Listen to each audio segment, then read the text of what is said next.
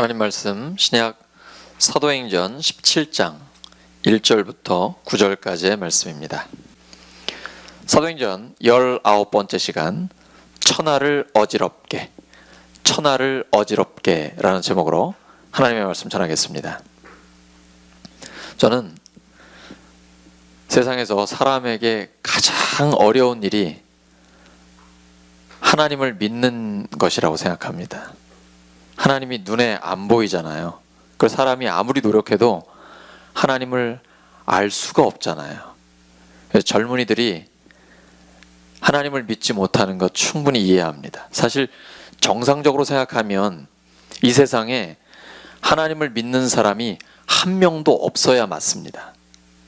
근데 이상하게도 하나님을 믿는 사람들이 이렇게 많아요. 왜 그럴까요? 이건 하나님의 은혜가 아니고는 있을 수 없는 일입니다. 우리가 무슨 하나님을 봤습니까? 예수님의 부활하신 그 손을 만져보기를 했습니까? 하나님을 믿고 예수님을 믿는다는 건 성령님의 놀라운 역사가 아니고는 있을 수가 없는 일입니다. 우리가 지난 시간에는 바울이 빌립보에서 복음 전하다가 매를 맞고 감옥에 갇혔었죠. 그런데 하나님은 더 놀랍게 역사하셔서 간수의 가족들이 예수님을 믿게 됐습니다. 빌립보를 떠나 이제 그리스의 데살로니가 지역으로 갔습니다. 오늘날 보시면 데살로니키라는 도시가 있습니다. 바울은 전략적으로 전도를 합니다. 여러분, 농사를 지으시는 것도 직장생활, 사업, 이 모든 게 다 머리를 쓰는 거잖아요. 전부 다 아이디어에서 나오는 거잖아요. 그래서 어떤 비료, 품종, 또 물을 어떻게 주고 이런 모든 것들이 그야말로 자기의 전문 분야, 머리를 쓰면서 하는 거거든요. 바울도 전략적으로 전도를 합니다. 큰 도시 중심으로 했고요. 들어가면 유대인의 회당에 먼저 들어갑니다. 왜냐하면 하나님을 믿는 사람들, 성경을 아는 사람들이거든요. 이 사람들이 갈급하니까 성경을 통해 예언된 바로 구원의 주님, 당신들이 기다리는 그 메시아 그리스도가 예수님이다, 그 얘기를 해주는 거예요. 그래서 믿는 사람들이 폭발적으로 많이 나타납니다. 우리가 신앙생활, 가정생활, 직장생활, 사업, 공부하는 것 모든 것들이 이러한 하나님의 지혜로서 일하시고 공부하셔서 승리하시기를 예수님의 이름으로 축원합니다. 이 데살로니가에 들어갔을 때 바울이 오늘 본문에 기록된 것처럼 성경으로 하나님 말씀을 가르쳤습니다. 아는 것도 많았을 텐데 바울은 자기 지식이나 철학 가지고 하지 않고요, 오직 성경으로 가르쳤어요. 왜냐하면 살아계신 하나님의 말씀이 선포될 때 사람이 구원받거든요. 사람이 살아가는 역사는 오직 성경, 하나님의 말씀으로 이루어집니다. 그 하나님의 말씀의 핵심은 예수님의 죽으심과 부활이거든요. 이렇게 데살로니가의 사람들에게 하나님의 말씀이 전해졌습니다. 근데 굉장히 힘들었어요.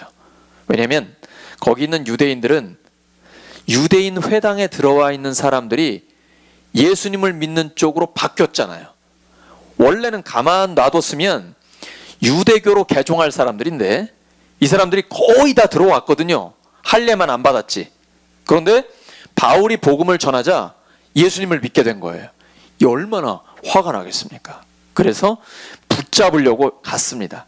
야손, 영어로 제이슨인데 이 사람이 바울과 실라를 자기 집에다가 이제 데리고 있었거든요. 맞아들였거든요. 그래서 거길 찾아 들어갔어요. 근데 어느새 사라졌어요. 피한 거죠. 야손을 잡아다가 읍장들, 행정장관들 앞에 데려가다가 이 자들이 천하를 어지럽게 하는, 로마 황제 말고 다른 왕, 예수를 얘기하는 그 사람들을 우리 맞아들였다 그러면서 고소를 했거든요. 그래서 하나님의 말씀을 전하는 게 굉장히 어려웠습니다. 그럼에도 불구하고 말씀을 들은 데살로니가에 교회가 생겼고, 나중에 바울이 편지를 보낸 걸 보면 데살로니가 성도들이 어떤 영적인 상태였는지를 우리가 알 수가 있어요.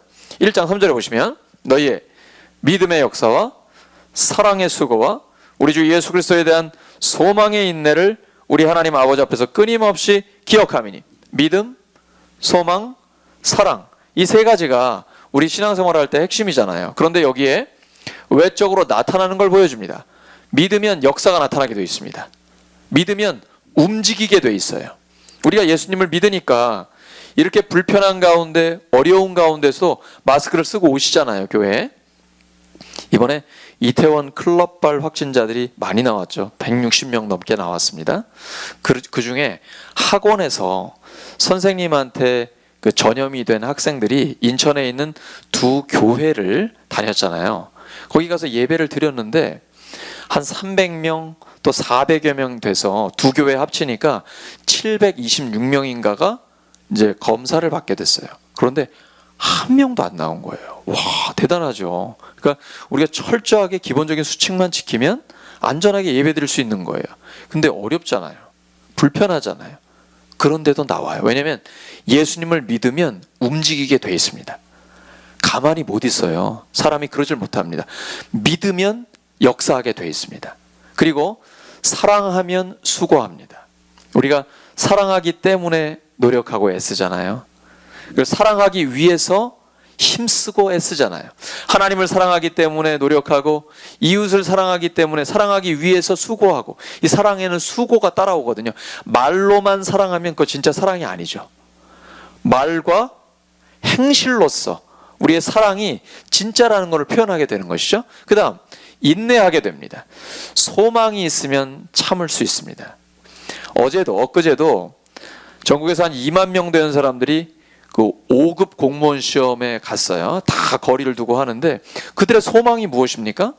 합격하는 것이죠. 소망이 있으면 참을 수 있거든요. 모든 걸 절제하면서 참거든요. 신앙생활 말할 필요도 없습니다. 우리가 지금 하나님 나라를 맛보고 있는데 예수님이 다시 오시면 하나님 나라가 완성될 겁니다. 이러한 소망을 갖고 있기 때문에 지금 우리가 참지 못할 상황도 없고 참지 못할 사람도 없는 겁니다. 우리가 참지 못하겠다, 이거 도저히 못 참겠다, 그러면 소망이 좀 약한 거예요. 그런데 예수님에 대한 소망이 강력하면 인내할 수 있는 거죠. 넉넉히 극복할 수 있는 것이죠. 그런데 이 어린 교회, 우리 교회처럼 이렇게 전통이 있는 교회가 아니고 예수님 믿은 지 얼마 되지도 않은 교회예요. 어린 교회입니다. 그런데 믿음의 역사, 사랑의 수고, 소망의 인내가 다 있는 거예요. 이때 바울이 그들에게 복음을 전했던 삶의 자세가 있습니다. 데살로니가전서 1장 5절 하반절입니다. 우리 복음이 너희에게 말로만 이른 것이 아니라 또한 능력과 성령과 큰 확신으로 된 것임이라. 말로만 해서 되는 게 아닙니다. 여러분 전도하실 때 말로 설득하겠다 이런 생각은 안 하셔야 됩니다. 왜냐하면 내 말을 듣고 어떻게 하나님 믿어요? 하나님 본 적도 없는데 2000년 전에 저 멀리 이스라엘 땅에서 십자가에 죽으시고 부활하신 예수님을 어떻게 믿겠습니까? 사람 말로 설득하는 게 아니에요. 그래서 말로만 되는 게 아니고 성령의 능력, 그 성령께서 주시는 큰 확신으로 할 때 가능한 겁니다. 우리의 삶도 마찬가지입니다. 오직 성령의 능력과 성령의 큰 확신으로 선포할 때 가능합니다. 그런데 데살로니가 교회는 어리지만 말씀드린 것처럼 핍박을 많이 받았습니다. 유대인들로부터, 그리고 로마 정부 관계자들로부터 핍박을 받았어요. 그때에도 불평하거나 핑계대지 않고 더욱 뜨겁게 성령의 기쁨으로 말씀을 받았습니다. 그리고 주님을 본받으려고 하고 주님을 전하는 영적인 지도자들을 본받으려고 애를 썼습니다. 이러니까 변하게 되는 거예요. 근데 말씀을 듣는 사람들이 삶의 자세가 완전히 달랐습니다. 꼭 우리 교회 같습니다. 데살로니가전서 2장 13절입니다. 우리가 하나님께 끊임없이 감사함은 너희가 우리에게 들은 바 하나님의 말씀을 받을 때 사람의 말로 받지 아니하고 하나님의 말씀으로 받음이니 진실로 그러하도다. 이 말씀이 또한 너희 믿는 자 가운데서 역사하느니라. 말씀을 들을 때, 설교를 들을 때 인간의 말로 듣지 않은 거예요. 저는 설교를 할 때 일주일 내내 준비하면서 먼저 제가 하나님의 말씀을 들으려고 몸부림을 칩니다. 그래서 항상 하나님 앞에 기도하는 거죠.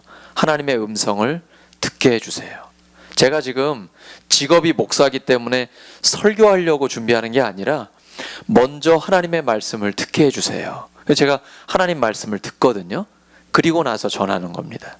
근데 데살로니가 성도들이 설교를 들을 때 사람 말로 듣지 않는 거예요. 하나님의 말씀으로 듣는 거예요. 그러면 그 말씀이 내 삶에서 역사합니다.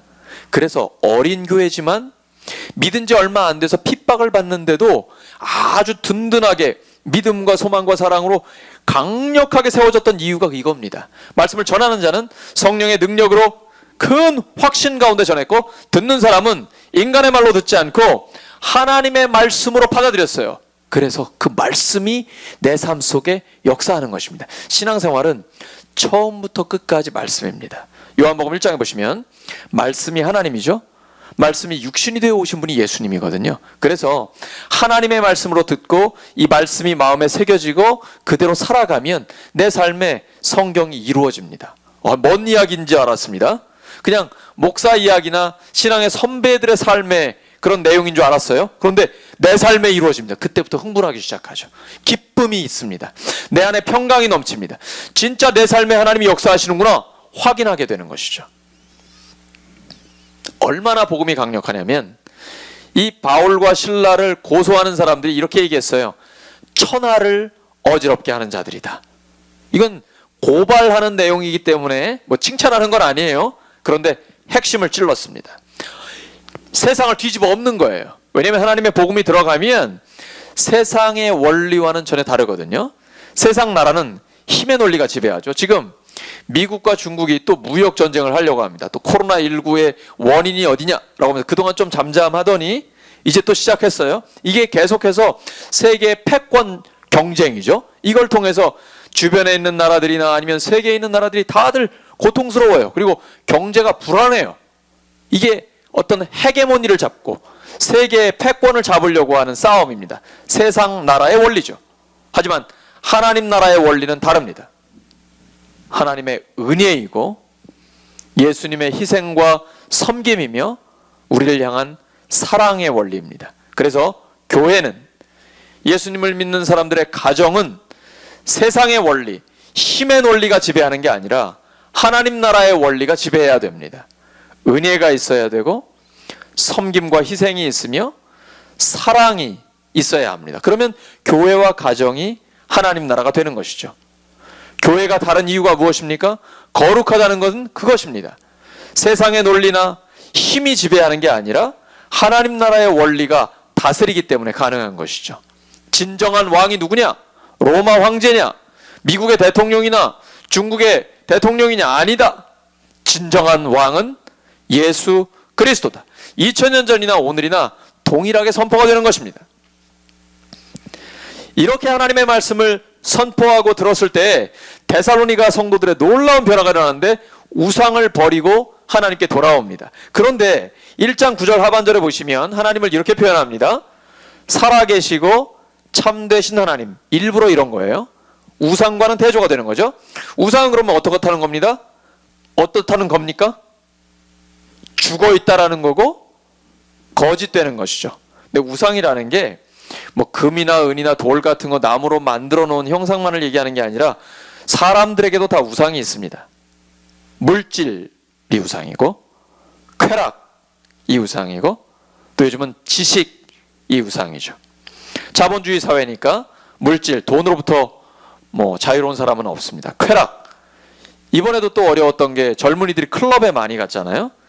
저는 아직 클럽에 안 가봐가지고 뭐가 있는지 모르겠지만 뉴스 보면 쾌락이 있는 건 분명한 것 같아요. 이게 교회에서 찾을 수 없는 무슨 다른 쾌락이 거기에 있는 것 같습니다. 그걸 따라가는 거죠. 아니면 지식. 이렇게 힘든데도 학원들은 다 보내더라고요. 그리고 정부 방침도 안 따르면서 몰래 학교도 보내고. 왜? 지식이 우상이 된 거죠. 그리고 지식이 있어야 성공할 수 있고 이 땅에서 살아갈 수 있으니까요. 저는 물질, 쾌락, 지식이 필요 없다는 게 아니죠. 저도 우리 모두가 다 기본적인 것들이 필요합니다. 그러나 거기 미치면 안 됩니다. 하나님 앞에서는 그건 아무것도 아닙니다. 다 없어질 것들입니다. 오직 우리의 사랑과 경배를 받으실 분은 하나님밖에 없습니다. 이 땅에 살면서 물질과 쾌락과 지식이 기본적으로 다 필요하지만 그걸 통해서 하나님의 영광을 위해 살아가야 됩니다. 그것이 바로 하나님의 사람들의 삶의 자세인 거죠. 데살로니가전서 2장 18절에 보시면 바울이 한 번, 두 번 데살로니가 교회를 가려고 했어요. 근데 막혔습니다. 왜 그러냐면 이 유대인들이 핍박을 했잖아요. 그리고는 고소를 해버리거든요. 근데 고소를 딱 들어보니까 내용이 좀 허술해요. 그리고 고소를 당한 사람들을 잡을 수가 없어요. 그래서 읍장들, 행정장관들이 요건 좀 애매하다, 그냥 보석금을 받고 일행들을 풀어줬습니다. 근데 그냥 풀어주진 않았겠죠. 다시는 받아들이지 말아라. 바울과 실라 같은 예수를 전하는 자들 내보내야 된다. 그리고 보석금을 받고 풀어줬겠죠. 조건이 있잖아요. 그런데 행정장관들은 이걸 내가 그냥 뭐 약하게 가볍게 한 것까지만 굉장히 효과적인 조치를 했다 이렇게 생각했지 몰라요. 이건 세상적인 생각입니다. 하지만 영적으로는 사탄이 배후에 있는 거죠. 우리가 전도에 보면 예수님을 믿으라고 아무리 권해도 믿지 않는 사람들이 있어요. 참 안타까운 일이죠. 근데 여기에는 영적인 부분이 있는 겁니다. 사탄이 그 배후에 있고 사람을 묶고 있는 거예요. 그래서 우리가 기도하는 겁니다. 기도하면 하나님께서 풀어주십니다. 기도 외에는 이런 유가 나갈 수가 없습니다. 이제 야반도주들을 하다시피 해가지고 그리스의 서쪽 좀 옆으로 가면 베레아로 이제 진행을 하게 됩니다. 이제 베레아에 있는 이야기인데 거기도 역시 회당에 들어가는데 여기는 사람들이 다른 겁니다. 사도행전 17장 11절입니다. 여러분 본문 한번 보시죠. 베레아에 있는 사람들은 데살로니가 사람들하고는 달랐어요. 좀 성정이 달랐는지 모르겠고 우리가 지역을 가면 분위기가 좀 다르잖아요. 이렇게 부여에 오면 좀 사람들이 여유가 있고 차분하고 너그럽잖아요. 근데 어떤 지역을 가면 굉장히 급하거든요. 말도 빠르고 굉장히 막 빠르기도 하고 지역마다 좀 특성이 있잖아요. 근데 데살로니가랑 다르게 베레아 사람들은 좀 사람들이 신사숙녀처럼 이렇게 너그러웠나 봐요. 그리고 하나님의 말씀을 들을 때 간절함으로 받아요. 여기서 끝나지 않습니다.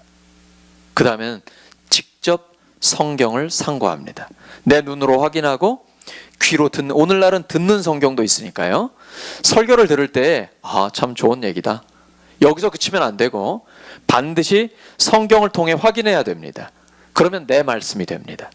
목사에게 주신 말씀이 아니라 하나님이 나에게 주신 말씀이 됩니다. 그런데 베레아 사람이 그랬다는 거예요. 이게 꿀송이처럼 단 하나님의 말씀을 깊이 묵상하는 사람들의 태도입니다. 하나님의 말씀이 나의 말씀이 되는 거죠. 그러면 진짜 변화가 일어나게 되는 겁니다. 그리고 나서는 아테네로 이동을 하게 됩니다. 아테네로 왜 갔냐면 베레아에서 하나님의 말씀을 전한다는 걸 데살로니가에 있는 사람들이 알게 됐어요. 그리고 거기까지 쫓아와가지고 핍박을 합니다. 어쩔 수 없이 피해서 갑니다. 우리가 하나님 말씀 전하다 보면 어떤 지역에서는 반대를 하거나 핍박을 하기도 합니다. 근데 거기에 당황하거나 실망할 필요 없습니다. 예수님께서 다른 지역으로 가라고 하시거든요. 복음이 필요한 사람들이 많이 있기 때문이에요. 그래서 전도하다 안 된다고 실망할 필요 없습니다. 하나님께서 복음을 위해 준비시킨 사람들이 있기 때문이죠. 발에 먼지를 떨어버리고 지역을 옮기라고 합니다. 근데 아테네에 가보니까 여러분 아크로폴리스 신전이라든지 많은 조각상들이 있잖아요. 아테네는 신들이 꼭 사람 모양을 하고 있죠. 근데 나체입니다. 옷 하나도 걸치지 않고 그렇게 있습니다. 어떤 연구에 의하면 아테네 시민들보다 사람들보다 신들이 더 많았다고 그래요. 엄청나게 많아. 오늘날 우리가 보면 예술 작품이죠. 조각이죠. 근데 그 당시에는 그게 다 우상들입니다. 바울이 보고 깜짝 놀랐습니다. 웬 우상들이 이렇게 많은가? 안에 격분이 일어나는 거죠. 근데 이거는요, 그 사람들을 경멸하거나 미워하는 게 아닙니다. 안타까워하는 거예요. 우리는 하나님의 형상대로 지음받은 사람이고 오직 하나님만 섬겨야 되는데 어떤 신전에 가보면 이름 없는 신에게라고도 돼 있어요. 알지 못하는 신에게. 이름도 모르고 알지도 못하는 신한테 제사는 계속 지내는 거예요. 불안하니까. 자기를 보호해 줬으면 좋겠으니까요. 이 우상을 버려야 하나님이 보입니다. 교회 다녀도 우상이 있을 수 있습니다. 예배는 드리는데 여전히 물질이 나의 우상일 수 있습니다. 쾌락 때문에 하나님을 멀리할 수 있습니다. 지식 때문에 하나님은 그 다음 순위가 될 수도 있습니다. 우상을 버려야만 하나님을 볼 수가 있습니다. 여러분 원숭이 사냥하는 방법 잘 아시죠? 주둥이가 원숭이 손 간신히 들어갈 만한 그런 항아리에다가 바나나를 집어넣습니다. 그러면 원숭이가 냄새 맡고 와서 쏙 손을 집어넣어서 바나나를 잡죠. 안 나와요. 뭐 때문에 안 나오죠? 바나나 때문에 안 나와요. 그러면 바나나를 놓으면 나올 수 있잖아요. 안 나요. 언제까지? 자기가 사냥꾼에게 잡힐 때까지. 요 바나나 때문에 내 목숨을 버리는 거예요. 물질, 쾌락, 지식 이거 다 없어질 것들입니다. 이거 놓지 않으면 하나님이 보이지 않습니다. 하나님은 영이시기 때문에 물질과 쾌락과 지식과 같은 우상들을 내려놔야만 하나님이 보입니다. 여러분 손 없는 날이라고 잘 아시죠? 제가 이사를 지금까지 한 10여 번 했거든요. 그러니까 이사하면 좀 이제 일가견이 있는데 저희는 손 없는 날을 피해서 이사합니다. 왜요? 비용이 저렴해요. 그리고 날 잡기도 굉장히 쉬워요. 왜 사람들은 손 없는 날 이사하려고 할까? 여러분도 그러시나요? 손 없는 날 결혼하고 개업하고. 저는 그게 너무 안타까운 거예요. 왜 날짜도 마음대로 정하지 못할까? 뭐가 무서운 걸까? 왜 그날 이사를 해야 되고 다른 날은 못하는 걸까? 결혼을 해도 이사를 해도 개업을 해도 두려운 거예요. 불안한 거예요. 손해볼까 봐. 앞날이 불안하니까. 근데 하나님을 믿는 사람들은 하나님께서 모든 걸 합력해 선을 이루신다는 것을 믿습니다. 우리의 삶에 하나님의 섭리가 있다라는 확신을 가지고 있어요. 그래서 그런 거 불안하지 않아요. 담대해요. 평안함이 있어요. 날짜 마음대로 정할 수 있어요. 이게 예수님을 믿는 사람들의 삶이에요. 자유로움이에요. 자유로움. 동양 사상에는 윤회가 있습니다. 빙빙 도는 거죠. 요즘 드라마도 이런 게 많이 나와요. 전생에 내가 무슨 죄를 져가지고 저런 인간하고 살아야 되나 뭐 이런 말씀 하시잖아요. 내가 무슨 잘못을 저질러서 근데 지금 내가 착한 일 많이 하고 선한 일 많이 하면 나 다음에는 왕자로 공주로 아니면 무슨 재벌 아들 딸로 태어날 수 있을 거야. 내 생에는 괜찮아질 거야. 빙빙 돌아가는 거. 이게 윤회잖아요. 이런 거 없습니다. 성경은 직선입니다. 창세기 1장 1절 말씀. 태초에 하나님이 천지를 창조하시니라. 계시록 마지막 부분에 주 예수여 오시옵소서. 예수님의 심판까지. 그러니까 시작과 끝이 명확합니다. 그리고 이 인간 역사에 하나님이 개입하셨어요. 그게 예수님의 십자가와 부활입니다. 우리의 모든 죄를 씻기 위해서 하나님이 사람이 되어 오셨어요. 예수님의 죽으심과 부활을 통해 우리의 역사를 완전히 바꿔놓으신 겁니다. 그래서 예수님을 믿는 사람들은 지금부터 영원까지 직선으로 달려갑니다. 이 시간은 다시는 돌아오지 않습니다. 그래서 예수님을 믿는 사람은 시간을 아낍니다. 세월을 아껴요. 지금이 마지막이기 때문이에요. 한 번밖에 없는 인생이기 때문입니다. 짧은 삶에 어떻게 하면 하나님의 영광을 위해 살아갈까? 그 몸부림치는 거죠. 직선, 천지창조와 예수님의 재림. 이게 성경적 가치관, 성경적 세계관입니다. 고린도전서 15장 58절을 보시면 내 사랑하는 형제들아 견실하며 흔들리지 말고 항상 주의 일에 더욱 힘쓰는 자들이 되라. 우리가 그래서 하나님 영광 위에 살아가잖아요. 근데 부족하죠. 뭔가 좀 엉성하잖아요. 그러면 성격이 아싸란 분들은요, 난 그렇게 하는 일 안 한다. 안 하고 말아. 하려면 하고 말라면 말아야지. 신앙생활은 그렇게 하는 거 아닙니다. 신앙생활은 조금 지저분하게 하는 겁니다. 조금 안 돼도 괜찮아요. 왜냐하면 어떤 것도 헛되지 않아요. 우리가 그러면서 성장해 가는 겁니다.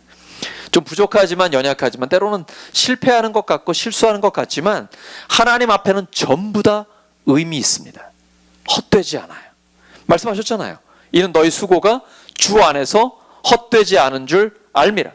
겉사람은 늙어가지만 속사람은 점점 더 새로워집니다. 그러면서 하나님께서 우리를 점점 더 성숙하게 만들어주시는 겁니다. 로마서 8장 17절 하반절에 보시면 우리가 그와 함께 영광을 받기 위하여 고난도 함께 받아야 할 것이니라. 그래서 우리가 예수님 믿고 행복하고 기쁘게 살아가고 영광 가운데 살아가는데 영광을 바라보는데 고난도 함께 당해야 됩니다. 왜냐하면 예수님이 부활로 반전을 이루셨잖아요. 사람들은 십자가로 끝났다고 생각했습니다. 사탄은 예수님을 십자가에 못 박으면서 자기가 이겼다고 생각했어요. 근데 부활이 있었죠. 역전, 반전이 일어났죠.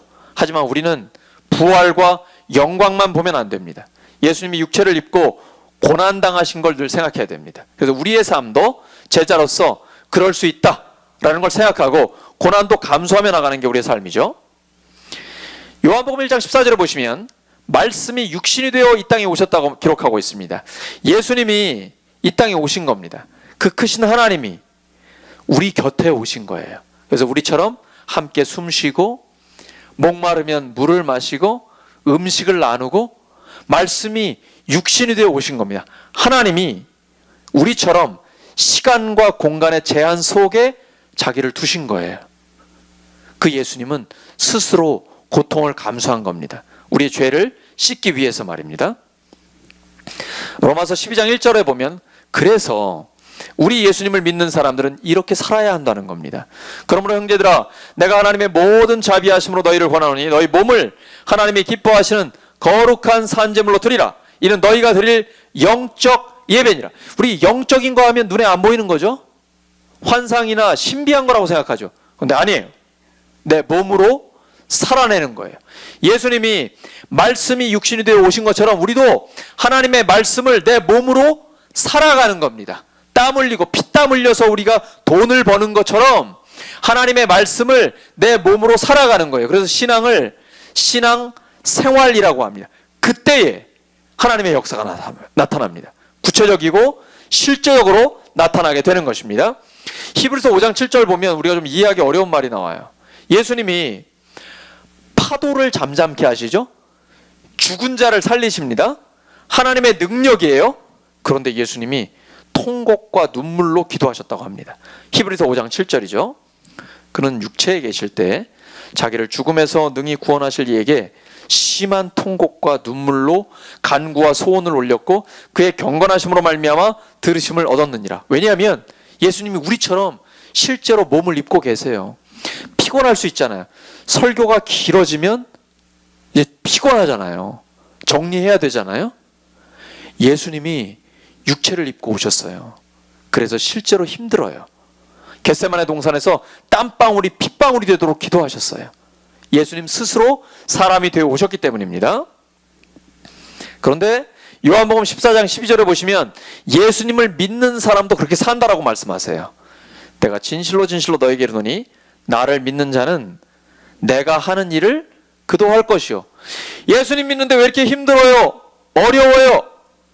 맞다니까요.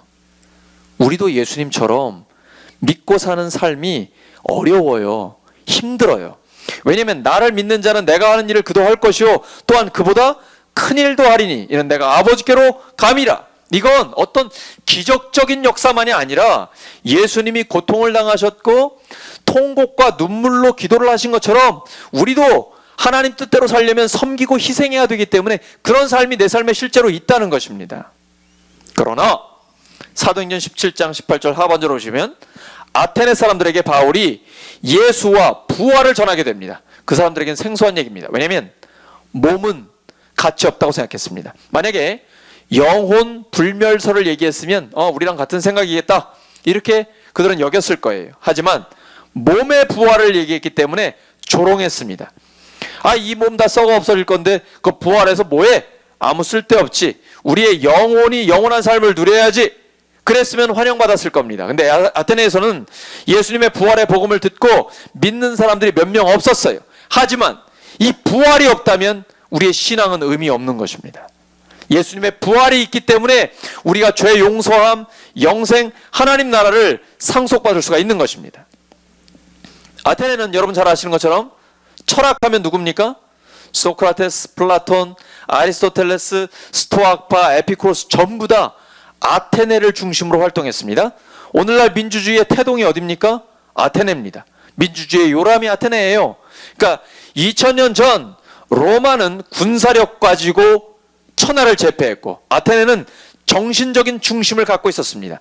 그런데 아크로폴리스에 그 수많은 신전들의 우상들이 많이 있었지만 하나님 거기에 계실 수 없는 겁니다. 예루살렘 성전에도 하나님이 계시지 않는데 어떻게 그 신전들에 하나님이 계시겠습니까? 아고라가 광장이죠. 바울이 나가서 수많은 철학자들과 논쟁을 벌입니다. 근데 들어보니까 못 듣던 얘기입니다. 그러면 아레오바고 언덕에 가서 새로운 사상을 한번 공적으로 얘기해봐라. 왜냐하면 아레오바고 언덕은 새로운 철학이나 사상이 있으면 거기에 가서 사람들에게 전하는 것이거든요. 거기 가서 얘기하면서 바울이 확신을 갖게 됩니다.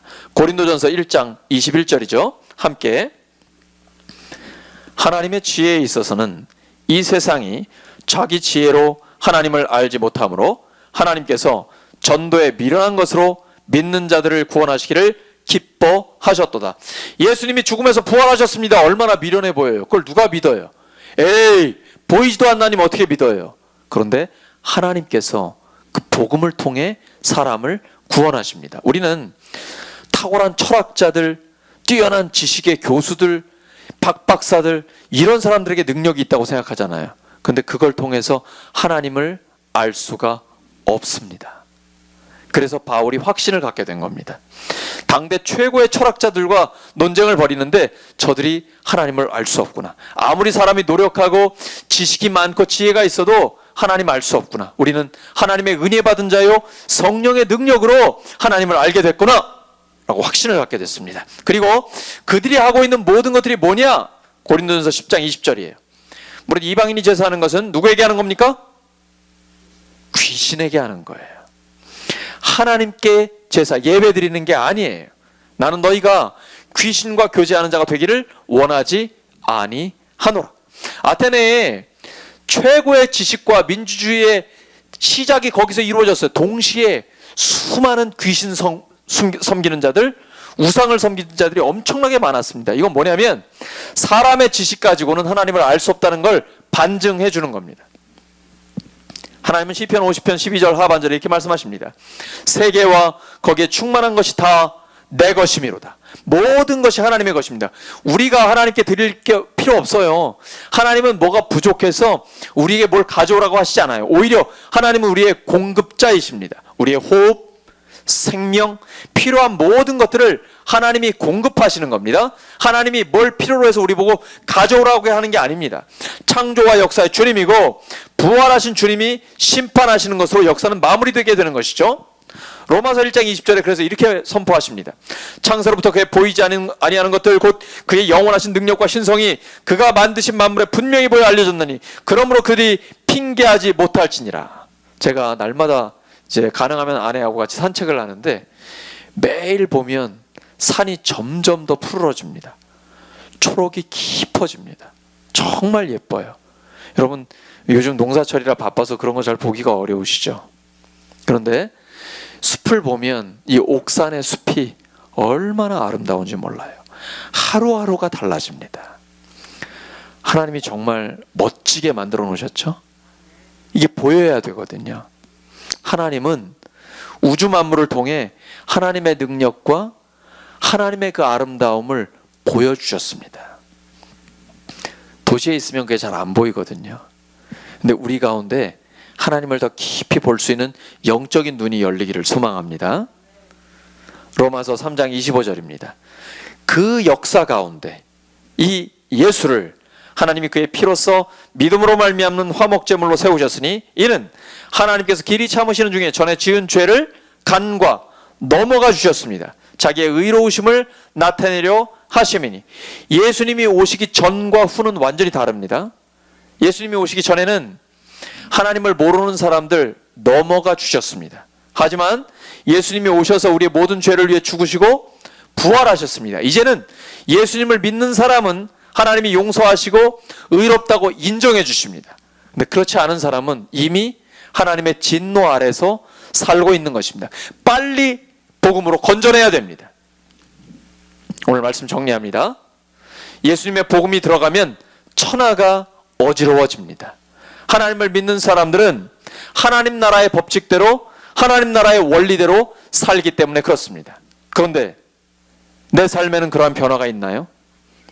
2000년 전 예수님을 믿는 사람들은 들어가면 복음을 전해서 사람들을 뒤집어 엎었습니다. 그래서 그들이 하나님의 사람이 됐고 세상의 악한 원리들이 깨지고 하나님 나라의 선한 원리들이 지배하게끔 만들었습니다. 그래서 힘의 논리가 지배하는 세상 가운데 하나님의 은혜의 원리, 하나님의 사랑의 원리가 지배할 수 있도록 역사를 바꿔버렸습니다. 지금은 어떤가요? 내 삶은, 그리고 나는 이 복음으로 내 가정, 내 직장, 삶의 자리를 변화시키고 있습니까? 만약에 그렇지 못하다면 내가 잘못 믿고 있는 것이죠. 복음은 세상을 변화시킵니다. 로마서 1장 16절 말씀. 내가 복음을 부끄러워하지 않으니 이 복음은 모든 믿는 자에게 구원을 주시는 하나님의 능력이 됨이라. 이 복음의 능력이 있습니다. 복음은 세상을 변화시킵니다. 말씀을 깊이 상고하고 말씀이 육신이 돼서 하나님의 말씀대로 살아가셔서 능력 있게 하나님 앞에 쓰임받는 우리 모두 되기를 예수님의 이름으로 축원합니다.